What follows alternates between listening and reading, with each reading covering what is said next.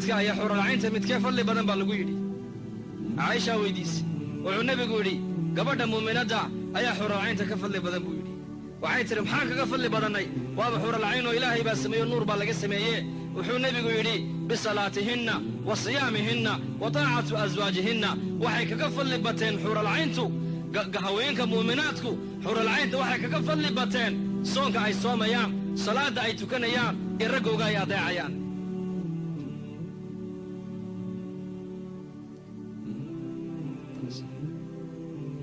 fadligiinna iyo masabkiinna diinta islaamku meel sarayni dhigtay nin baa nebiga u yimid oo yidhi dadkayga qaraabadayda ayaa igu xaq mutaystay hor iyo horraanba wuxuu nebigu yidhi hooyadaa haddana hooyadaa haddana hooyadaa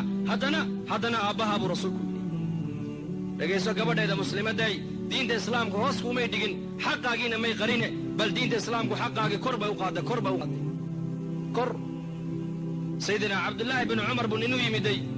lacalla hada alxadiis waa marfuuc weeyaan cabdullaahi binu cumar buu u yimiday nin markaasuu yidhi yaa ibnu cumar hooyaday ii dhashay ayaan degtayda xashka ku keenay intaasoo mayl ayaan degta ku soo qaaday waan dawaafsiiyey carafa ayaan geeye xaqeegii ma guday mise ma gudin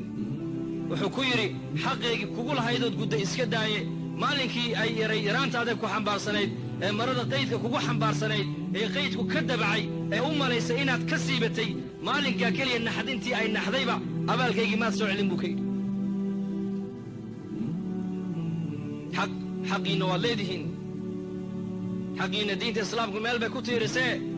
adiguna isku xadgudbin walaasheeda muslimadday dhaqan baad leedahay diin baad leedahay islaam baad tahay muuminad baad tahay waxaad ku dayataa dadkii haweenkii ilaahay adduunyadan uu raalliga kaga noqday waddadoodii maryan binta cimraan ku dayo aasiya bintu masaaxim ku dayo faaduma binta muxamed ku dayo khadiija bintu khuwaylad ku dayo dadkaasaa adduunkan iyo aakhira ku liibaanay sida waxa uu nebigu yidhi sal alla alay wasalam haweenka ilaahay afar buu ka doortay buu nebigu yidhi afartaasina waa maxay waa maryan waa nebi ciise hooyadii waa aasiya weeyaan waa aasiya guriga fircoon bay iyay deganayd halka baydka guriga ninkaa rabbinimada sheegtay guriga dhexdiisa ilaahay ku caabuday aasiya faadumana waa ina muxamedo tacab iyo rafaadda waa u dulqaadatay adduunyadana way ka saaqi qaadatay waa khadiijo oo qofkii u horreeyey diinta islaamka soo galay waa khadiija qofka ugu horreeyey oo diinta islaamka dhaqaalo ku bixiyana khadiija ahayd diinta islaamku meel sarayni dhigtay raabica ayaa la weydiiye oo lagu yidhi raabicay haweenku imaamna ma noqdaan amiirana ma noqdaan maxay ku dhacday nebiyana ma noqdaan maxay ku dhacdaa la yidhi waxay tidhi gabadh xigmad lahaydoo afartaaba annaka unbaa dhalla bay tidhi subxaan allah caqligu waa cajiib caqliga allah inoo hagaajiyo boqorradana annaka unbaa dhalla imaamyadana annaka unbaa dhalla nebiyadana annaka unbaa tarbiyadanoo dhalla bay tidhi